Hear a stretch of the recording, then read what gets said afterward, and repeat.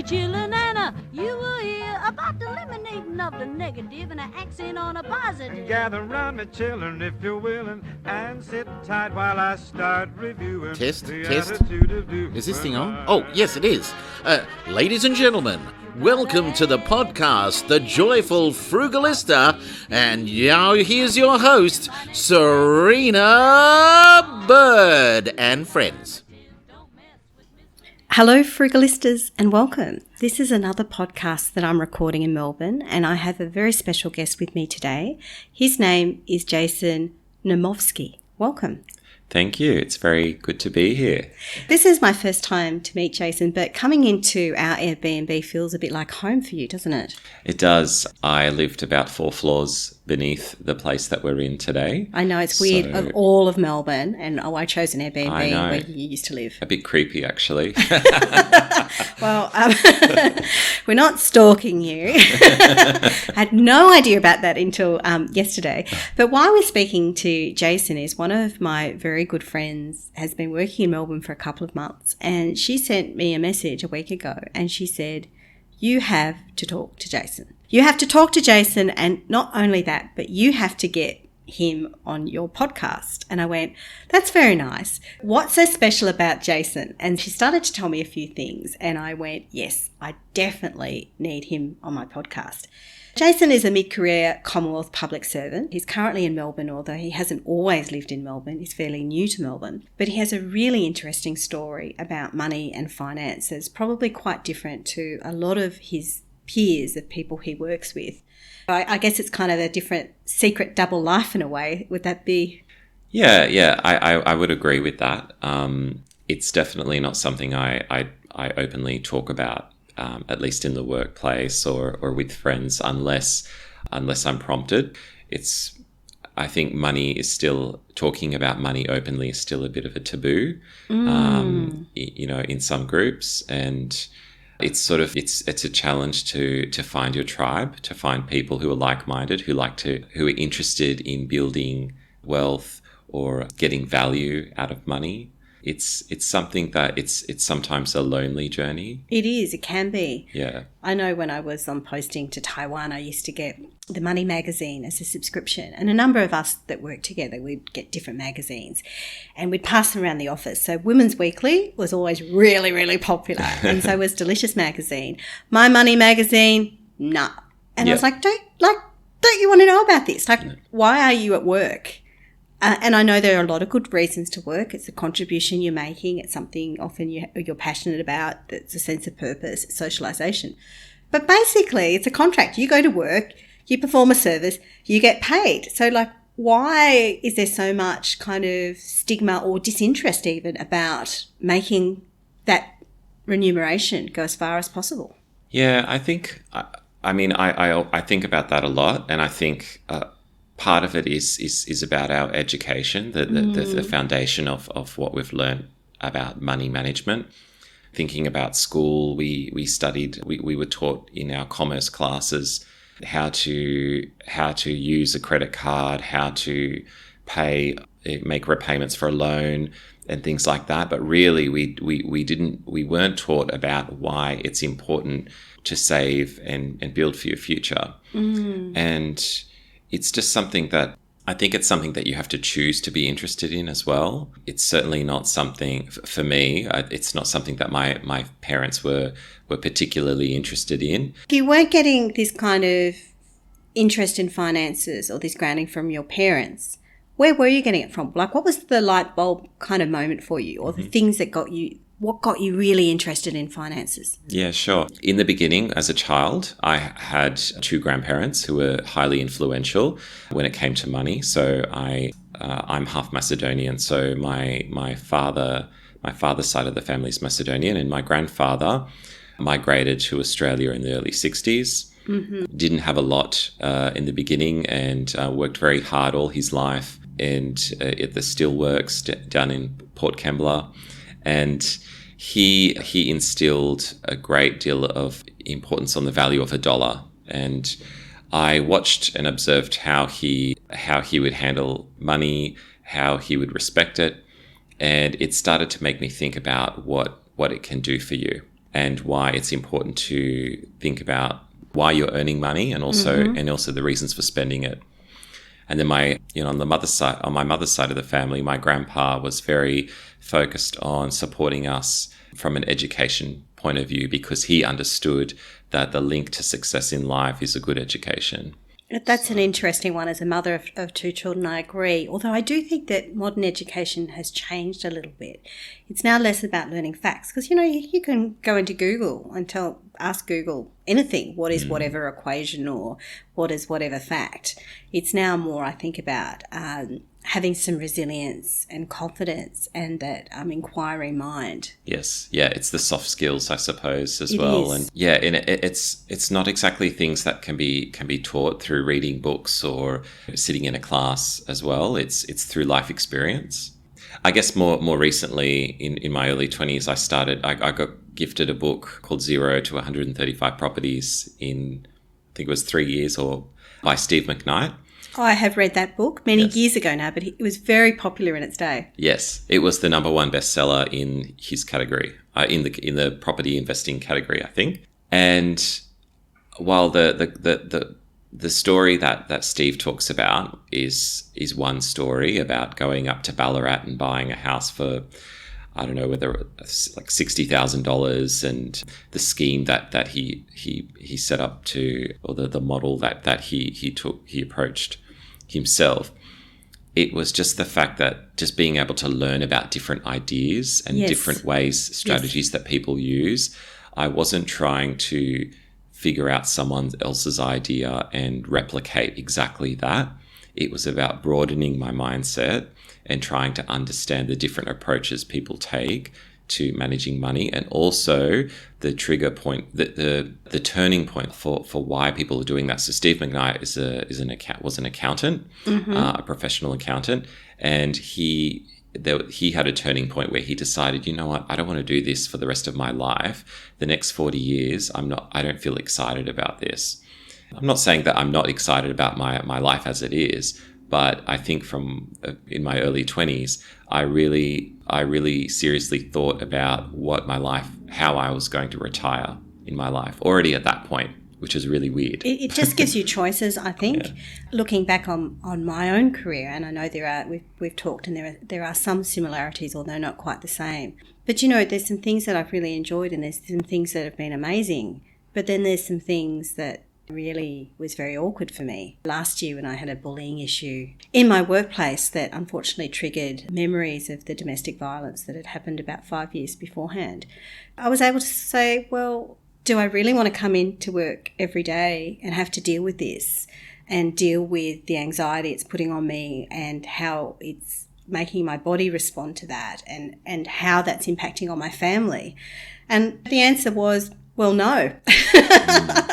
Guess what? I don't have to deal with this. And it's very liberating when you have those choices, because I'm very aware, particularly as the economy is turning, that not everyone does have those choices. You have to kind of just suck it up sometimes. That's right. And everyone has a different set of circumstances Exactly. that they come into. And something that I've said to friends before when they ask, when they find out more about my situation, is they feel a little bit envious, I suppose, about what I might have achieved, and myself feel uncomfortable to even say that because of what we're taught to. I don't know, I guess it's not something we talk a lot about, but I always say to people that it's incremental decisions that you make throughout your life. It is. That get you to where you are. It's not just about looking at the Steve McKnight approach and going, okay, well, I'm going to do exactly that and then I will become a millionaire. For me, it was about very, very small little things that establish your core set of values on how you approach money and how you see your future. Let's take us back to a very big decision you made when I think you were 21. Okay, so when I was 21, I was living in Sydney, which is where I'm from, and I was living with my parents in Wattle Grove. And I had a friend that I met while I was on a study abroad program in San Francisco. And she moved to Sydney and stayed with my family as well. And we decided that we both wanted to buy an apartment together. So you were 21. How old was she? She was 22. So it's big difference. So she was much older. I can see a whole Much year. more wiser.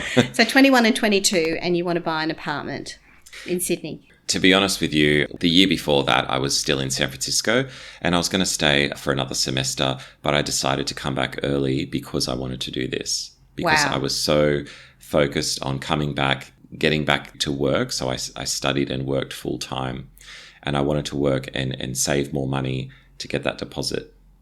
And to make that happen. So you were studying full time and working full time. Yep. So that you could have this goal at age 21 Yep. of owning an apartment Yep. in inner city Sydney. So I worked 4 days a week, but I worked 12-hour shifts at a 5-star hotel in Sydney, shift work. And then amongst that, I jammed in my classes. That's just how I made it work at the time. It's not something I would ever be able to do now. Yeah, so we each had a $20,000 deposit, and we bought an apartment, a 2-bedroom apartment in Surrey Hills in 2007 for $404,000. Wow. Do you still have that apartment? No, we sold it. We sold it in 2014. So we spent about $20,000 updating it with a new kitchen, flooring and painting. We sold it at auction for $851,000. That's not a bad return. Yeah. We were in the upstairs bedroom when the auction was happening, and we had set the reserve at $750,000. So we thought that we would be very, very lucky to get that price. And then on the day, as you know, you just don't know what's going to happen. We were just completely thrilled, and I think that was a really special moment for us, because it wasn't just an investment property. It was our first home together. We created a lot of memories and had a lot of friends and family stay there, and then also they saw how they saw the struggle. You know, they saw us. We would use shopper dockets to get ourselves dinner. I love a good shopper docket. Yeah, I'm all about the shopper dockets and vouchers and all of that. You know, it wasn't easy. Maybe we made it look easy, but behind the scenes, it wasn't. When we say it wasn't easy, but you made it look easy, in terms of your budget, how much was going towards paying for the mortgage? Yeah, I was. I just started in the APS. I was in APS 3, and I was spending more than half of my salary on making the mortgage repayments, because in 2007 interest rates were at their peak, or like in recent times they were about 8.88%. Huge. It was about $1,300 a month that I'd have to pay on the mortgage, and it really meant I'm a huge coffee drinker. I love my coffee. It's my thing. I need it. I don't care. I'll buy a good coffee. And I stopped buying coffee, and that was a big deal for me. So did you stop drinking coffee altogether, or did you go to instant, or did you make your own? I made my own. Yeah, I made my own. So that was definitely a heartbreaking cutback for me. But it was a short-term sacrifice for a long-term gain. Yeah, absolutely. I mean, I was playing the long game, and I had hoped that, you know, the property would be our nest egg, and that it would you know, give us a return in the future. But you just don't know what's going to happen. Yeah. Do you still invest in property? I do, but it's not really my opinion is that I don't really want to sink a lot of my cash into property. I've started to look at also invest in shares and managed funds, but I do own a property in Melbourne, which is an investment property. Mm-hmm. And I can almost see it from this beautiful view. Just to let everyone know, we're sitting on the 35th floor of a new apartment building in South Bank that Neil and I have rented as an Airbnb for 4 days. It's very swish, and we do have a beautiful, beautiful view looking out. It's a 3-bedroom apartment on St Kilda Road. And that, again, it's the kind of place where you walked into and you thought, this is nothing special. It kind of looks a bit blah, but something like if you have an eye for a vision or what it could be, that's really a skill that is really valuable if you're interested in property investment, to be able to see what you can manufacture from a property and create something that will really appeal to tenants or another buyer. I agree with you. We bought this house once that was so run down, it was ridiculous. We had homestay students staying with us at the time, and when we moved there, one of them went and cried on the back deck, and I was thinking, my goodness, what have we done here? Anyway, so I know it was terrible. We had like this green laser light on the back balcony that was falling down, and ornamental grapevines that had gone wild, and it was just crazy. But anyway, we did a lot of work to it and took different walls out and put in a new deck and did a few things. And about 12 months later, a friend came over and she went, wow, what a view. This is so beautiful. She said, did you know it had this view when you bought it? I was thinking, did you not see that view? Like, there was nothing different with the view. But I guess people really do want instant these days, don't they? They want to have that perfect package, perfectly presented properties. They don't always see the potential of what something can become, the bricks and mortars. They want that sort of perfect Instagrammable image, like right there and now. Absolutely. And if you have an eye for style and design and can apply that to a home environment, then for sure that property investing is something that you could be good at. And I think that we've got all these TV shows about the block and Selling Houses Australia, where we're constantly shown perfection on different interior designs and things like that. People now, when they walk into a property that they're inspecting, they expect that same thing. And I know that people expect it. It's something I've always spent money on styling a property when I've put it up for sale, because I understand, I value the impact that furniture has in suggesting that lifestyle to a potential buyer. Yeah, it is important, isn't it? Like, I know when I eventually sold that family home, I actually spent a lot of effort in terms of writing the ad, just because I'm a writer and that's what I do. And we sort of visualised who we thought the ideal family would be. And I was speaking to my mum the night before and I said, well, I think it'll go to a family. What do you think? And she said a tradie with 4 kids. And you know who bought it? A tradie with 4 kids. Oh. His wife loved it. There you go. And that's what I had in mind, like, because it had been such a beautiful family home for us, and wrote about the lovely neighbours and the quiet cul-de-sac where kids can ride their bicycles. Now, that's probably not the same sort of buyer for someone on St Kilda Road in urban Melbourne, but you have to think, who is the person who's going to want to live here, and what are the reasons? And then to make that really obvious so that they can walk into a room and say, that's going to be a nursery, that's going to be the parents' retreat, that's going to be where my kids are going to ride their bicycles, or that's going to be where I'm going to cook awesome meals and have all my friends over for dinner and just kind of hang out. Yeah, absolutely. After the Sydney apartment that I bought with my friend, a few years later I bought an apartment off the plan in Waterloo. At the time, I walked into one of those display suites where you're sold the dream, the vision, and the lifestyle. The colour scheme. Yep, the colour scheme. And you're looking at the tiny little model apartment block and, this is your apartment right here. And I walked away that day and I thought, oh, gosh, it seems like a lot of money to spend on an apartment off the plan. But it also is very tempting when you're looking to buy a place. And at the time, I'm still trying to build my education about property investing or building my financial wealth and all of that. I was trying different things. I wasn't saying that this is the right decision for all of that.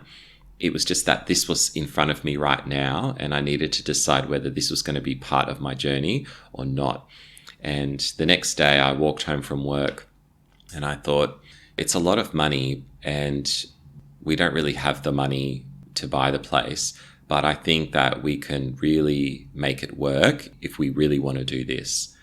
This was with my partner at the time and we did. We bought the place, we rented it out as an investment, and we sold it about 3 years later. So we bought it for about $650,000 and we sold it for $960,000. Well done. And again, I mean, that was a very different situation. That was we didn't put a lick of paint on those walls. We didn't spend any money on it, but it was about riding the wave in the market at the time. So we were very lucky. And a lot of research and good timing and taking that risk too. Yeah. You touched briefly on relationships. Obviously, it wasn't just you who was buying on it at that time. How easy is it to talk finances and investment when you're in a relationship? That's a good question. I think that I do feel embarrassed to talk because I'm so interested in finances and money and good deals and all of that stuff. I'm so interested in that. And I don't want to, I don't want to scare people. So I try to drip feed, I drip feed them little insights onto how I think about things when it comes to money. But I think that in the beginning of any relationship is always going to be an adjustment where you come to the same mindset about how you approach money. And that's really important I think it's really important for any relationship. It's the thing that's going to make or break a relationship. Well, it's truth, isn't it? It's being prepared to share with vulnerability what's happening. And I think what sort of happened often is in our modern world when we are going out on that dating scene, because it's, these days people do often tend to meet online. I mean, people still often do meet the traditional way, although I met my husband, Neil, online. And when you do meet for the first time, you're often trying to portray and project a really affluent, abundant image of yourself. Like, you don't want to put yourself out there and go, oh, look, I've got credit card debt and I've got this and, I've got paying lots of money to my ex and it's all a bit of a mess and I'm not coping. You want to go, I've got a successful job, I've got it all together, I own a house or I'm wanting to own a house, got a successful business. So it is really difficult to have those kind of conversations honestly about money because you're trying to impress the other person. Yeah, you are. And that's a really good point because I think that in order to have an open discussion about it, you've got to be honest with them about your situation. Talking about, that's always something I think about, Serina, when talking about what your responsibilities are, what important things that are in your life that you want them to know about and to understand. And I remember having a conversation like that with my former partner, talking to them about where I see my future and how important it was to me, and why that was important for him to understand for our relationship. And it wasn't like I was saying you either get on board or this is it, but I wanted him to understand that I wasn't trying to make him uncomfortable by talking about this. I was trying to explain that this is for something greater than what you think. And actually, I think that's more romantic. This is the vision of where you wanted to be as a couple. Yeah, sometimes the process isn't romantic though, but what you want to achieve. Spend less money on this, and I need to spend less money on this. Yeah, ideally, the goal is romantic because I think that's a really deep form of love that you can show someone, because I think that going back, thinking about relationships, I think it's a really, really, it's a true testament to love when you really care for someone so much that you want to make sure that you're transparent about your finances. I think so too. Neil and I, before we got married, we had a bit of a discussion about whether or not to have a prenup, because I came to the relationship with property. He had some equity from some property that he sold not long after we started dating. But on the face of it, I had more assets and I also had 2 young children to support. I was kind of like, well, I probably need to protect what I have. But we had a really honest discussion about what we both brought to the relationship, what our goals were, how we'd provide for all of the children we both had. And what we worked out was, because he has such good superannuation, when we actually looked at it, there wasn't actually a huge gap. I think we made a decision that we wouldn't get a prenup because I also felt too that really locks you into leading very separate lives financially. Like, what was I going to do? Charge him rent for the rest of our marriage? And some people do that, and that's a decision they make for a variety of reasons. But I think we're a lot richer by the fact that we work together as a team. For instance, with me giving up the fact that I had property that I brought that was in my name and just accepting we were now a partnership, then that meant that as a couple, we could decide together to focus on paying off those mortgage, which meant we saved a lot of money over the long term because we were jointly working towards that goal. And then we've just recently refinanced, and so Neil's agreed to be one of the joint borrowers, which meant we could negotiate a much better rate. As a couple working towards the same goals with trust and love and openness, you can achieve great things when you work together. Yeah, definitely. I think about my own situation, about how, so my previous relationship, we were 50-50 with everything. We had separate accounts.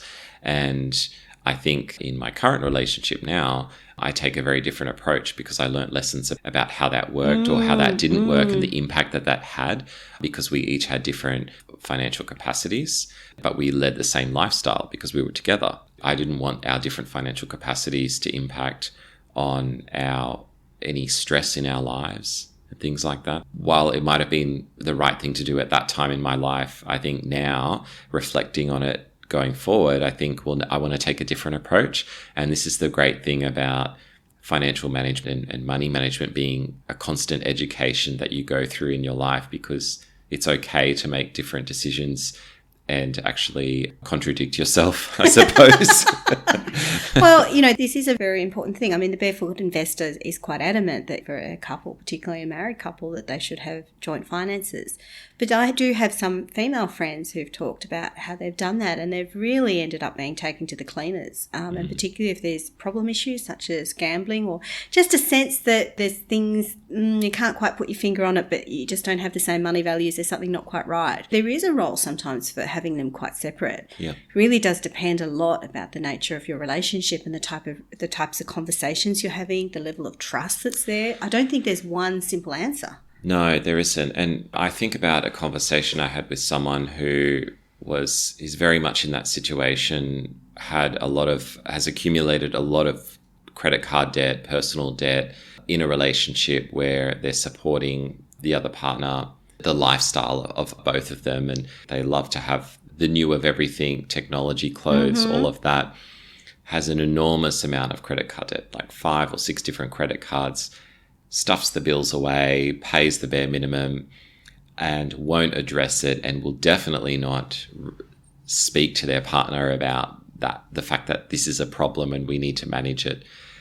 I just can't even, I feel like they're living in a different planet to where I'm coming from. And I think, how can they go to sleep at night? For me, I feel like that you're living life as a bit of a fraud, because, and how that impacts on people around you, because people see you as you're doing very well, you're very successful, you have the best of everything. But behind the scenes, you're drowning in debt, and you're in a relationship, you can't even talk about it and understand that really big adjustments need to be made to your life. Exactly. Well, thank you so very much for agreeing to speak with me here on this new The Joyful Frugalista podcast. As I mentioned before, I had actually never met Jason before today, and we probably could have talked. It was an online match. For an online match, that's right. Through a mutual friend, actually. Yes. But we really could have talked for hours, I think, over some of our shared interests, including property investment, Airbnb, getting the best bargains, including dining out, and finally relationships. So thank you so very much for sharing. No, thank you. It's my pleasure. I really enjoyed it. You've been listening to The Joyful Frugalista with Serina Bird. She actually likes everybody. And of course, sound has been by Neil Hadley. And myself, I'm Joseph McGrail Baitup, the record holder for the Guinness World Records. You gotta accentuate the positive eliminate the negative, latch on to the affirmative, don't mess with Mr. In Between.